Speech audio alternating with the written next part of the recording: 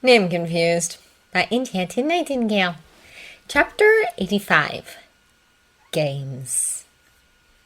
There was a knock on the door before the green-eyed wizard stormed inside. Mycroft motioned him to wait a moment as he finished his call. I assure you, sir, that we are more than happy with how the joint mission turned out. Your agents were excellent professionals. We look forward to working with you again, especially given the results, the person on the other end of the video call said in an American accent.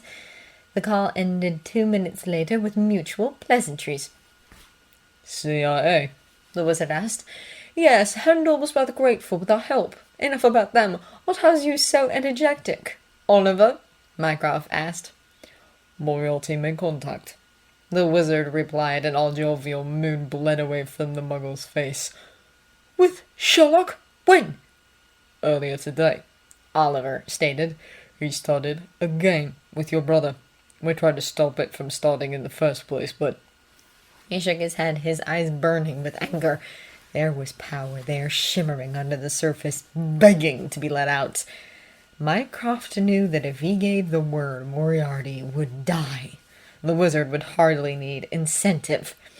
But there was a bigger picture here, and that was the only thing keeping his assistant in check. He's taking hostages all over town, leaving a trail of evidence, mocking Sherlock to follow them and solve the case. The hostages are strapped with bombs, and some mysteries have a time limit. So far, one woman died from a heart attack, and they have managed to save a little girl. They're all over the city.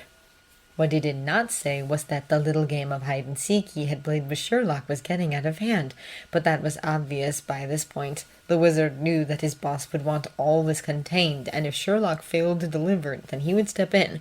What that failure would be, and how many people would die before that, was a question he did not want to pose because he would not like the answer the older of the Holmes siblings would give him. "How?" Mycroft asked, voice raising enough to show the anger contained within. "How on earth did he manage to get close enough?" Molly Hooper, the wizard replied. "Yes, we knew he was posing as her boyfriend." Mycroft scowled. "She finally instigated a meeting between them to make my brother jealous?"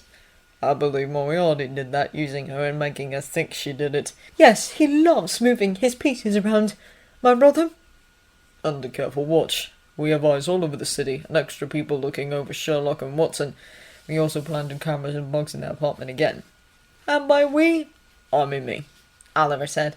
"It's too sensitive a matter to trust another. And this time the equipment will actually remain undetected for a while, long enough to actually be of some use." "We wait a bit longer then?" And if Sherlock doesn't deliver? "Then it's your move. If you notice him taking risks just for the thrill of it, same orders. Moriarty might be interesting, but not on my brother's expense." "You have a skewed view of what's interesting," the wizard informed him. "One of my flaws," Mycroft admitted. Oliver had nothing to say to that.